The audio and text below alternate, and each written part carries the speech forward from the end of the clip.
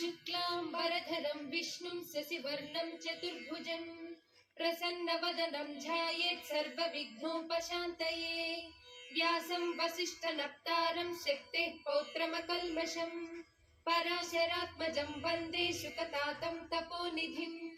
व्यासाय विष्णुरूपाय व्यासरूपाय विष्णवे नमो वै ब्रह्मनिधये वासिष्ठाय नमो नमः। अविकाराय शुद्धाय नित्याय परमात्मने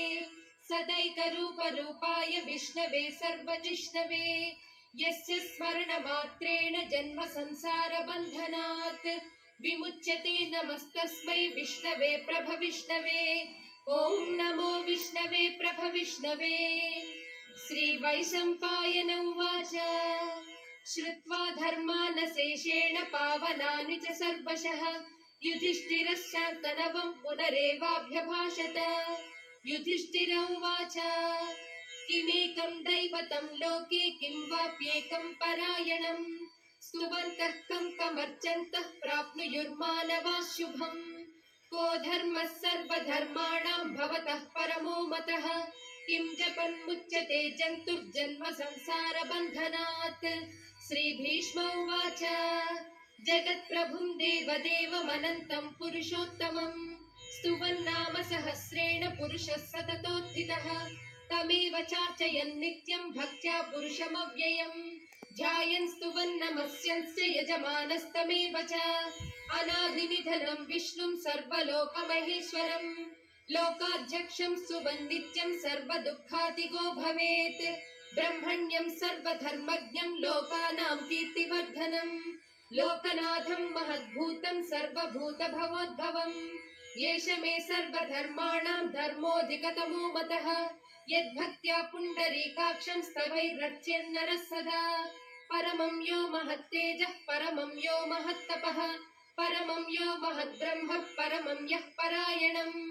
पवित्राणां पवित्रं यो मङ्गलानां च मङ्गलम् दैवतं देवतानां च भूतानां यो व्ययः पिता यतः सर्वाणि भूतानि भवन्त्यादियुगागमे यस्मिंश्च प्रलयं यान्ति पुनरेव युगक्षये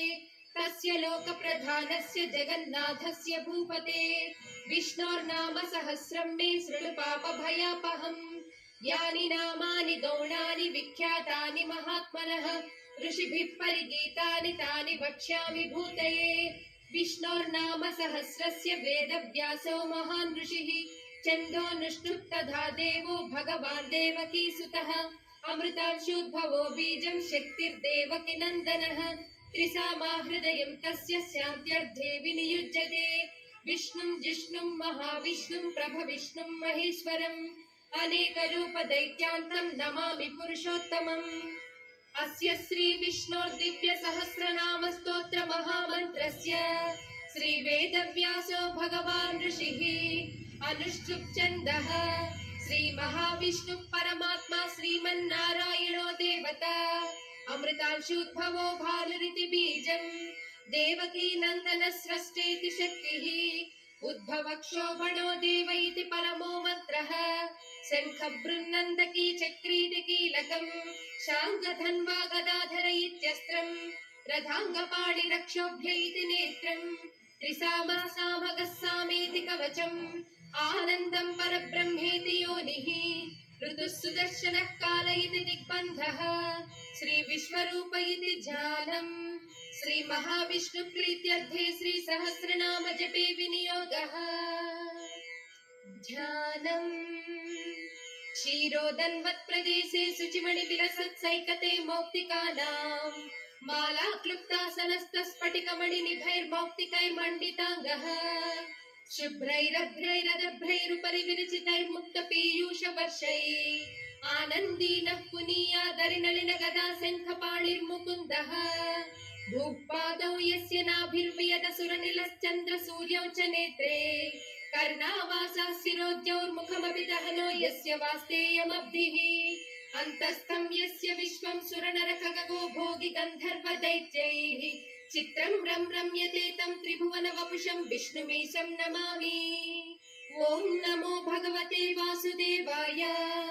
शान्ताकारं भुजगशयनं पद्मनाभं सुरेशं विश्वाधारं गगनसदृशं मेघवर्णं शुभांगं लक्ष्मीकान्तं कमलनयनं योगिहृद्यानगम्यं वन्दे विष्णुं भाभयहरं सर्वलोकैकनाथं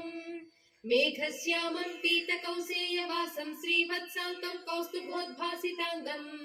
पुण्योपेतं पुण्डरीकायताक्षं विष्णुं वन्दे सर्वलोकैकनाथं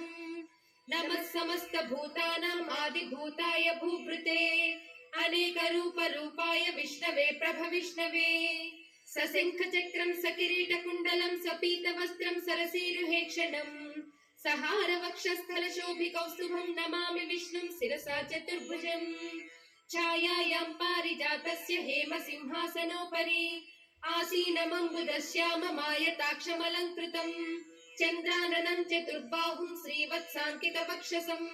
रुक्मिणी सत्यभामाभ्यां सहितं कृष्णमाश्रये हरिः ओम् विश्वं विष्णुर्वषट्कारो भूतभव्यभवत्प्रभुः भूतकृद्भूतभृद्भावो भूतात्मा भूतभावनः भूतात्मा परमात्मा च मुक्तानां परमागतिः अव्ययः पुरुषः साक्षी क्षेत्रज्ञोऽक्षर एव च योगो योगविदां नेता प्रधान पुरुषेश्वरः नारसिंहवपुः श्रीमान् केशवः पुरुषोत्तमः सर्वस्सर्वस्सिवस्थाणुर्भूतादिर्निधिरव्ययः सम्भवो भावनो भर्ता प्रभवः प्रभुरीश्वरः स्वयं भूर्शम्भुरादित्यः पुष्कराक्षो महास्वनः अनादिनिधनो धाता विधाता धातुरुत्तमः अप्रमेयो हृषिकेशः पद्मनाभो मरप्रभुः विश्वकर्मा मनुस्त्वष्टा स्थविष्टस्थविरो ध्रुवः अग्राह्यः शाश्वतः कृष्णो लोहिताक्ष प्रतर्दनः प्रभूतस्त्रिगकुद्धाम पवित्रं मङ्गलं परम् ईशानः प्राणदः प्राणो ज्येष्ठः श्रेष्ठ प्रजापतिः हिरण्यगर्भो भूगर्भो माधवो मधुसूदनः ईश्वरो विक्रमी धन्वी मेधावी विक्रमक्रमः अनुत्तमो दुराधर्ष कृतज्ञ कृतिरात्मवान् सुरेशः शरणं शर्म विश्वरेता प्रजाभवः अहः संवत्सरो व्याळः प्रत्ययः सर्वदर्शनः अजः सर्वेश्वरः सिद्धः सिद्धिः सर्वादिरच्युतः वृषा कपिरमेयात्मा सर्वयोग विनिसृतः वसुर्वसुमनः सत्यः समात्मा संमितः समः अमोघः पुण्डरीकाक्षो वृषकर्मा वृषाकृतिः रुद्रो बहुशिरा बभ्रुर्विश्वयोनिः शुचिस्रुवाः अमृतः शाश्वतस्थाणुर्वरारोहो महातपाः सर्वगः सर्वविद्वानुर्विक्ष्वक्सेनो जनार्दनः वेदो वेदविदव्यङ्गो वेदाङ्गो वेदवित्कविः लोकाध्यक्षः सुराध्यक्षो धर्माध्यक्ष कृताकृतः चतुरात्मा चतुर्व्यूहश्चतुर्दंष्टश्चतुर्भुजः भ्राजिष्णुर्भोजनं भोक्ता सहिष्णुर्जगदादिजः अनघो विजयो जेता विश्वयोनिः पुनर्वसुः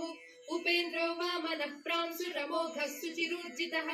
अतीन्द्रः सङ्ग्रहः सर्गो धृतात्मा नियमो यमः वेद्यो वैद्यः सदा योगी वीरः माधवो मधुः अतीन्द्रियो महामायो महोत्साहो महाबलः महाबुद्धिर्महावीर्यो महाशक्तिर्महाद्युतिः अनिर्देश्य वपुः श्रीमान् अमेयात्मा महाधृधृत् महेश्वासो महीभर्ता श्रीनिवासः सताङ्गतिः अनिरुद्धः सुरानन्दो गोविन्दो गोविदाम्पतिः मरीचिर्दमनो हंसः सुपर्णो भुजगोत्तमः हिरण्यनाभः सुतपः पद्मनाभः प्रजापतिः अमृत्युः सर्वदृक्सिंहः सन्धाता सन्धिमान् स्थिरः अजो दुर्मर्शनः शास्ता विश्रुतात्मा सुरारिः गुरुर्गुरुतमो धामः सत्यः सत्यपराक्रमः निमिषो निमिषस्रग्वी वाचस्पतिरुदारधीः अग्रणी ब्राह्मणि श्रीमान् न्यायो नेता समीरणः सहस्रमूर्धा विश्वात्मा सहस्राक्ष सहस्रपात् आवर्तनो निवृत्तात्मा संवृतः सम्प्रमर्दनः अहः संवर्तको वह्निरनिलो धरणीधरः सुप्रसादः प्रसन्नात्मा विश्वदृग्विश्वभुग्विभुः सत्कर्ता सत्कृतः साधु जह्नुर्नारायणो नरः असंख्येयो प्रमेयात्मा विशिष्टः शिष्टकृच्छुचिः सिद्धार्थः सिद्धसङ्कल्प सिद्धिदः सिद्धिसाधनः वृषा हि वृषभो विष्णुर्वृषपर्वा वृषोदरः वर्धनो वर्धमानश्च विविक्तः श्रुतिसागरः सुभुजो दुर्धरो वाग्मी महेन्द्रो वसदो वसुः नैकरूपो बृहद्रूपः सिपिविष्टप्रकाशनः ओजस्तेजोज्युतिधर प्रकाशात्मा प्रतापनः रुद्धः स्पष्टाक्षरो मन्तश्चन्द्रांशुर्भास्करद्युतिः अमृतांशुद्भवो भानुः शशि बिन्दुः सुरेश्वरः औषधं जगतः सेतुः सत्यधर्म पराक्रमः भूत भव्य भवन्नाथः पवनः पावनो नरः कामः कामकृत्कान्तः कामः कामप्रद प्रभुः युगादिकृज्जुगावर्तो नैकमायो महाशनः अदृश्यो व्यक्तरूपश्च सहस्रजिदनन्तजित् इष्टो विशिष्टः शिष्टेष्टः शिखण्डी नहुषो वृषः क्रोधः क्रोधकृत्कर्ता विश्वबाहुर्महीधरः अच्युतः प्रहृतः प्राणः प्राणदो वासवानुजः अपां निधिरधिष्ठानम् अप्रमत्तः प्रतिष्ठितः स्कन्दः स्कन्दधरो धुर्यो वरदो वायुवाहनः वासुदेवो बृहद्भानुरादिदेवः पुरन्दरः अशोकस्तारणस्तारः सूरः शौरिर्जनेश्वरः अनुकूलस्य तावर्तः पद्मी पद्मनिभेक्षणः पद्मनाभोरविन्दाक्षः पद्मगर्भः शरीरभृत् महद्भिर्रुद्धो वृद्धात्मा महाक्षो गरुडध्वजः अतुलः शरभो भीमः समयज्ञो हविर्हरिः सर्वलक्षणलक्षण्यो लक्ष्मीवान् समितिञ्जयः विक्षरो रोहितो मार्गो हेतुर्दामोदरः सहः महीधरो महाभागो वेगवानमिताशनः उद्भवः क्षोभनो देवः श्रीगर्भः परमेश्वरः करणं कारणं कर्ता विकर्ता गहनो गुहः व्यवसायो व्यवस्थानः संस्थानस्थानदो ध्रुवः परर्धिः परमस्पष्टस्तुष्टः पुष्टः सुभेक्षणः रामो विरामो विरजो मार्गो नेयो नयो नयः वीरशक्तिमतां श्रेष्ठो धर्मो धर्मविदुत्तमः वैकुण्ठः पुरुषः प्राणः प्राणदः प्रणवपृथुः हिरण्यगर्भः शत्रुघ्नो व्याप्तो वायुरधोक्षजः ऋतुः सुदर्शनः कालः परमेष्ठी परिग्रहः उग्रः संवत्सरो दक्षो विश्रामो विश्वदक्षिणः विस्तारस्थावरस्थाणुः प्रमाणं बीजमव्ययम् अर्धोऽनर्धो महाकोशो महाभोगो महाधनः अनिर्विण्णस्तविष्टो भूर्धर्मयूपो महामकः नक्षत्रनेमिर्नक्षत्री क्षमः क्षामः समीहनः यज्ञयुज्यो महेज्यश्च क्रतुः सत्रं सताङ्गतिः सर्वदर्शी निवृत्तात्मा सर्वज्ञो ज्ञानमुत्तमम् सुव्रतः सुमुखः सूक्ष्मः सुघोषः सुखदः सुहृत् मनोहरो जितक्रोधो वीरबाहुर्विदारणः स्वापनः स्ववशो व्यापी नैकात्मा नैककर्मकृत् वत्सरो वत्सलो वत्सी रत्नगर्भो धनेश्वरः धर्मगुद्धर्मकृद्धर्मी सदसच्छरमक्षरम् अविज्ञाता सहस्रांशुर्विधाता कृतलक्षणः गभस्तिनेमिः सत्त्वस्थः सिंहो भूतमहेश्वरः आदिदेवो महादेवो देवेशो देवभृद्गुरुः उत्तरो गोपतिर्गोप्ता ज्ञानगम्यः पुरातनः शरीरभूतभृद्भोक्ता कपीन्द्रो भूरि दक्षिणः सोमपोमृतपः सोमः पुरुजित् पुरुषत्तमः विनयो जयः सत्यसन्धो दासार्हः सात्वतां पतिः जीवो विनयिता साक्षी मुकुन्दो मितविक्रमः अम्भो निधिरनन्तात्मा महोदधिशयोऽन्तकः अजो महार्हः स्वाभाव्यो जिता मित्रः प्रमोदनः आनन्दो नन्दनो नन्दः सत्यधर्मा त्रिविक्रमः महर्षिः कपिलाचार्यः कृतज्ञो मेदिनीपतिः त्रिपदस्त्रिदशाध्यक्षो महाशृङ्गः कृतान्तकृत् महावराहो गोविन्दः सुषेणः कनकाङ्गदी गुह्यो गभीरो गहनो गुप्तश्चक्रगदाधरः वेधास्वाङ्गोजितः कृष्णो दृढः सङ्कर्षणोच्युतः वरुणो वारुणो वृक्षः पुष्कराक्षो महामनाः भगवान् भगः नन्दी वनमाली हलायुधः आदित्यो ज्योतिरादित्यः सहिष्णुर्गतिसत्तमः सुधन्वाखण्ड परशुद्धारुणो द्रविडप्रदः दिवस्पृक् सर्वदृग्व्यासो वाचस्पतिरयो निजः त्रिसामासामगः साम निर्वाणं भेषजं भिषक् सन्न्यासकृच्चमस्यान्तो निष्ठा शान्तिपरायणम् शुभाङ्गः शान्तिदः स्रष्टा कुमुदः कुवलेशयः गोहितो गोपतिर्गोप्ता वृषभाक्षो वृषप्रियः अनिवर्ती निवृत्तात्मा संक्षेप्ता क्रेम कृच्छिवः श्रीवत्सवक्षा श्रीवासः श्रीपतिः श्रीमताम्बरः श्रीधः श्रीशः श्रीनिवासः श्रीनिधिः श्रीविभावनः श्रीधरः श्रीकरः श्रेयः श्रीमान् लोकत्रयाश्रयः स्वक्षस्वङ्घस्य तानन्दो नन्दिर्ज्योतिर्गणेश्वरः विजितात्मा विधेयात्मा सत्कीर्तिश्चिन्न संशयः उदीर्णः सर्वतश्चक्षुरनीशः शाश्वतस्थिरः भूषयो भूषणो भूतिर्विशोकः शोकनाशनः अर्चिष्मानर्चितः कुम्भो विशुद्धात्मा विशोधनः अनिरुद्धो प्रतिरथ प्रद्युम्नो मितविक्रमः कालनेमिनिः वीरः शौरिः शूरजनीश्वरः त्रिलोकात्मा त्रिलोकेशः केशवः केशिः हरिः कामदेवः कामपालः कामी कान्तः कृतागमः अनिर्देश्य वपुर्विष्णुर्वीरोऽनन्तो धनञ्जयः ब्रह्मण्यो ब्रह्मकृद् ब्रह्मा ब्रह्म ब्रह्म विवर्धनः ब्रह्मविद्ब्राह्मणो ब्रह्मी ब्रह्मज्ञो ब्राह्मणप्रियः महाक्रमो महाकर्मा महातेजा महोरगः महाक्रतुर्महायज्वा महायज्ञो महाहविः स्तव्यस्तव प्रियस्तोत्रं स्तुतिस्तोतारणप्रियः पूर्णः पूरयिता पुण्यः पुण्यकीर्तिरनामयः मनोजवस्तीर्थकरो वसुरेता वसुप्रदः वसुप्रदो वासुदेवो वसुर्वसुवनाहविः सद्गतिः सत्कृतिः सत्ता सद्भूतिः सत्परायणः शूरसेनो यदुश्रेष्ठः सन्निवासः सुयामुनः भूता वासो वासुदेवः सर्वासु निलयो नलः दर्पः दर्पदो दृप्तो दुर्धरोधा पराजितः विश्वमूर्तिर्महामूर्तिर्दीपमूर्तिरमूर्तिमान् अनेकमूर्तिरव्यक्तः शतमूर्तिः शताननः एको नैकः स वः कः किं यत्तत्पदमनुत्तमम् लोकबन्धुर्लोकनाथो माधवो भक्तवत्सलः सुवर्णवर्णो हेमाङ्गो वराङ्गश्चन्दनाङ्गदी वीराः विषमः शून्यो घृताशीरचलश्चलः अमानी मानदो मान्यो लोकस्वामी त्रिलोकधृत् सुमेधा मेधजो धन्यः सत्यमेधाधराधरः तेजो वृषो द्युतिधरः सर्वशस्त्रभृताम्बरः प्रग्रहो निग्रहो व्यग्रो नैकः शृङ्गो गदाग्रजः चतुर्मूर्तिश्चतुर्बाहुश्चतुर्व्यूहश्चतुर्गतिः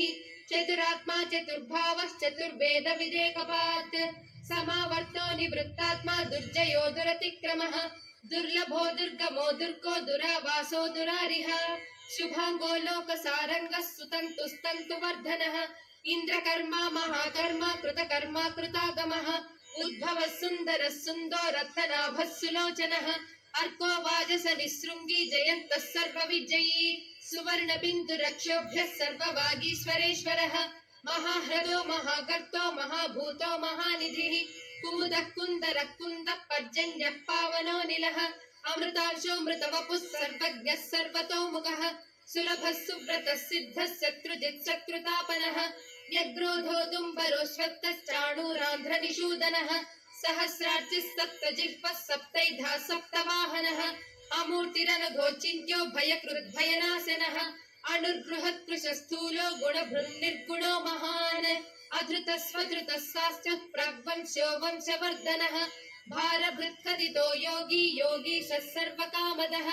आश्रमश्रमणक्षामः सुपर्णो वायुवाहनः धनुर्धरो धनुर्वेदो दण्डो दमयिता दमः अपराजितः सर्वसहो नियन्ता नियमो यमः सत्त्ववान् सात्विकः सत्यः सत्यधर्मपरायणः अभिप्राय प्रियार्होर्हः प्रियकृत्प्रीतिवर्धनः विहाय सगतिर्ज्योतिः सुरुचिः हुतभुग्विभुः रविर्विलोचनः सूर्यः सविता रविलोचनः अनन्तो हुतभुग्भोक्ता सुखदो नैकदोऽग्रजः अनिर्विण्णः सदा वर्षी लोकाधिष्ठानमद्भुतः सनातनस्तमः कपिलः कपिरव्ययः स्वस्तिदः स्वस्तिकृत् स्वस्ति स्वस्ति भुक् स्वस्ति दक्षिणः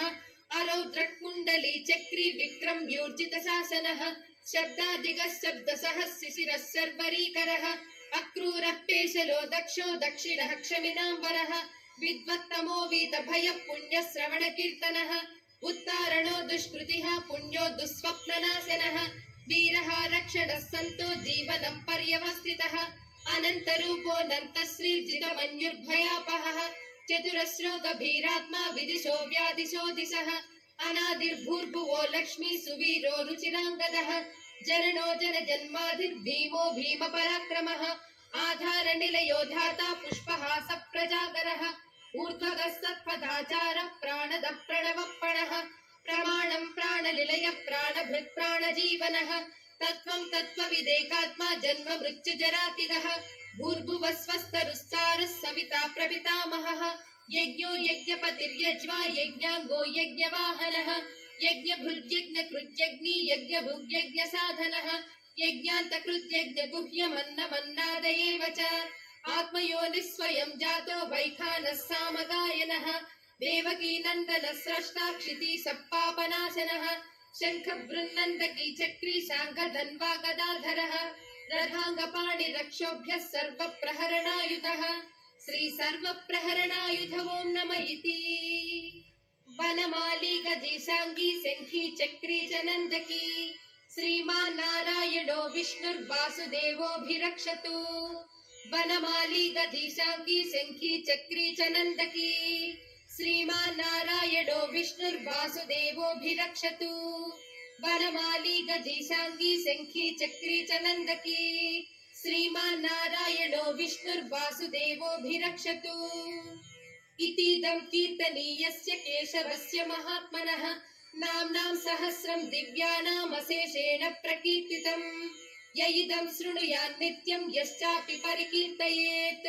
नाशुभं प्राप्नुयात् किञ्चित् सोमुत्रेह च मानवः वेदान्तको ब्राह्मणः स्यात् क्षत्रियो विजयी भवेत् वैश्यो धन समृद्धः स्यात् शूद्रः सुखमवाप्नुयात् धर्मार्थी प्राप्नुयात् धर्ममर्थार्थी चार्धमाप्नुयात् कामानवाप्नुयात् कामी प्रजार्थी चाप्नुयात् प्रजाः भक्तिमान् यः सदोत्थाय शुचिः सद्गतमानसः सहस्रं वासुदेवस्य नाम्नामेतत् प्रकीर्तयेत् यशः प्राप्नोति विपुलं याति प्राधान्यमेव च अचलं श्रियमाप्नोति श्रेय प्राप्नोत्यनुत्तमम् न भयं क्वचिदाप्नोति वीर्यं तेजश्च विन्दति भवत्यरोगो द्युतिमान् बलरूपगुणान्वितः रोगार्तो मुच्यते रोगात् बद्धो मुच्येत बन्धनात् भयान् मुच्येत भीतस्तु मुच्येतापन्न आपदः दुर्गाण्यधितरत्याशु पुरुषः पुरुषोत्तमम् स्तुवन्नाम सहस्रेण नित्यं भक्ति समन्वितः वासुदेवाश्रयो मर्त्यो वासुदेव परायणः सर्वपाप विशुद्धात्मा याति ब्रह्म सनातनम् न वासुदेव भक्तानाम् अशुभं विद्यते क्वचित् जन्म मृत्यु जरा व्याधि भयं नैवोपजायते इमं स्तवमधीयानः श्रद्धा भक्ति समन्वितः युज्येतात्म सुख क्षान्ति श्रीधृति स्मृति कीर्तिभिः न क्रोधो न च मात्सर्यं न लोभो न शुभामतिः भवन्ति कृत पुण्यानां भक्तानां पुरुषोत्तमे जौस चन्द्रार्क नक्षत्रं खं दिशो भूर्महो दधिः वासुदेवस्य वीर्येण विधृतानि महात्मनः ससुरासुर गन्धर्वं सयक्षोरगराक्षसं जगद्वशे वर्तते तं कृष्णस्य सचराचरम् इन्द्रियाणि मनो बुद्धिः सत्त्वं तेजो बलं धृतिः वासुदेवात्मकान्याहुः क्षेत्रं क्षेत्रज्ञ एव च सर्वागमानामाचारः प्रथमं परिकल्पितः आचार प्रभवो धर्मो धर्मस्य प्रभुरच्युतः ऋषयः पितरो देवा महाभूतानि धातवः जङ्गमा जङ्गमं चेदं जगन्नारायणोद्भवम् योगो ज्ञानं तदा साङ्ख्यं विद्या शिल्पादिकर्म च वेदः शास्त्राणि विज्ञानं एतत् सर्वं जनार्दनात् एको विष्णुर्महद्भूतं पृथग्भूतान्यनेकशः त्रीन् लोकान् व्याप्य भूतात्मा भुङ्क्ते विश्वभुगव्ययः इमं स्तवं भगवतो विष्णोर्व्यासेन कीर्तितम् पठे जयिच्चेत् पुरुषः श्रेयः प्राप्तुं सुखानि च विश्वेश्वरमजं देवं जगतः प्रभुमव्ययम् भजन्ति ये पुष्कराक्षं न ते यान्ति पराभवम् न ते यान्ति पराभवम् ॐ नमः इति अर्जुन उवाच पद्मपत्र विशालाक्ष पद्मनाभ सुरोत्तम भक्तानामनुरक्तानां त्राता भव जनार्दन श्रीभगवानुवाच यो मां नाम सहस्रेण स्तोतुमिच्छति पाण्डव सोऽहमेकेन श्लोकेन स्तुत एव न संशयः स्तुत एव न संशय ॐ नमः इति व्यास उवाच वासनाद्वासुदेवस्य वासितं भुवनत्रयम् सर्वभूतनिवासोऽसि वासुदेव नमोऽस्तु ते श्रीवासुदेव नमोऽस्तु ते ॐ नमः इति पार्वत्युवाच केनोपायेन लघुना विष्णोर्नाम सहस्रकम् पठ्यते पण्डितैर्नित्यं श्रोतुमिच्छाम्यहं प्रभो ईश्वर उवाच श्रीराम राम रामेति रमे रामे मनोरमे सहस्रनाम तत्तुल्यं राम नाम वरानने श्रीराम राम रामेति रमे रामे मनोरमे सहस्रनाम तत्तुल्यं राम नाम वरानने श्रीराम राम रामेति रमे रामे मनोरमे सहस्रनाम तत्तुल्यं रामनाम वरानने श्रीरामनाम वरानन ॐ नम इति ब्रह्म उवाच नमोऽस्त्वनन्ताय सहस्रमूर्तये सहस्रपादाक्षि शिरोरुबाहवे सहस्रनाम्ने पुरुषाय शाश्वते सहस्रकोटि युगधारिणे नमः श्री सहस्रकोटि युगधारिणे नम ॐ नम इति संजय उवाच यत्र योगीश्वरः कृष्णो यत्र पार्थो धनुर्धरः तत्र श्रीर्विजयो भूतिर्ध्रुवा नीतिर्मतिर्मम श्रीभगवानुवाच अनन्याश्चिन्तयन्तो मां ये जनः पर्युपासते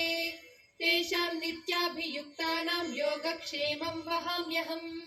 परित्राणाय साधूनां विनाशाय च दुष्कृतां धर्म संस्थापनार्थाय सम्भवामि युगे युगे आर्ता विषण्णाः शिथिलाश्च भीता घोरेषु च व्याधिषु वर्तमानाः संकीर्त्य नारायण शब्दमात्रं विमुक्तदुःखाः सुखिनो भवन्ति कायेन वाचा मनसेन्द्रियैर्वा बुद्ध्यात्मना वा प्रकृते स्वभावात् करोमि यद्यत् सकलं परस्मै नारायणायेति समर्पयामि।